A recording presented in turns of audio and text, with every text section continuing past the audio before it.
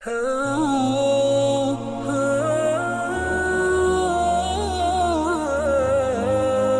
ডিভিশনে আছি। এখানে আমাদের অফিসে আমার এক ছোট বোন আছে, দেখি সে ইসলাম সম্পর্কে কতটুকু জানে এবং তার সাথে কিছু কথাবার্তা বলি। ঠিক আছে, আসসালামু আলাইকুম। ওয়ালাইকুম হ্যাঁ, আসসালাম। তুমি কেমন আছো? জি আলহামদুলিল্লাহ, আপনি কেমন আছেন? আলহামদুলিল্লাহ, ভালো ভালো আছো।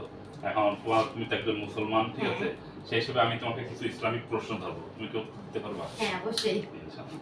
তারপরে প্রথম প্রশ্ন ধরি হ্যাঁ, যে কুরআনের প্রথম সূরার নাম কি? সূরা ফাতিহা। মাশাআল্লাহ, আলহামদুলিল্লাহ। তারপরে হচ্ছে গেল দ্বিতীয় প্রশ্ন ধরি, হ্যাঁ, কুরআনের সবথেকে ছোট সূরা কোনটি? সূরা কাউসার। এই কাউসারটা কি আমাদেরকে শোনাইতে পারবেন? হ্যাঁ। ইনশাআল্লাহ, চলে যাও। আউযু বিল্লাহি মিনাশ শাইতানির রাজিম। বিসমিল্লাহির রহমানির রহিম। ইন্না আতাইনাকাল কাউসার ফাসাল্লি লিরাব্বিকা ওয়ানহার ইন্না সানিআকা হুয়াল আবতার। মাশাআল্লাহ, মাশাআল্লাহ, মাশাআল্লাহ। আরেকটা প্রশ্ন ধরি, কোন সূরাকে কুরআনের হৃদয় বলা হয়? সূরা ইয়াসিন। মাশাআল্লাহ। আসলে আমাদের সবাই, এই যে ছোট আপুটা, সে দেখ মাশাআল্লাহ অনেক কিছুই জানে এবং আমাদের উচিত তার মাধ্যমে আমরাও, যেমন এই তিনটা প্রশ্নের উত্তর প্রায় 99% লোকই জানে, কিন্তু যারা জানে না তাদের উচিত এটা এই ভিডিওর মাধ্যমে তাদের শেখা।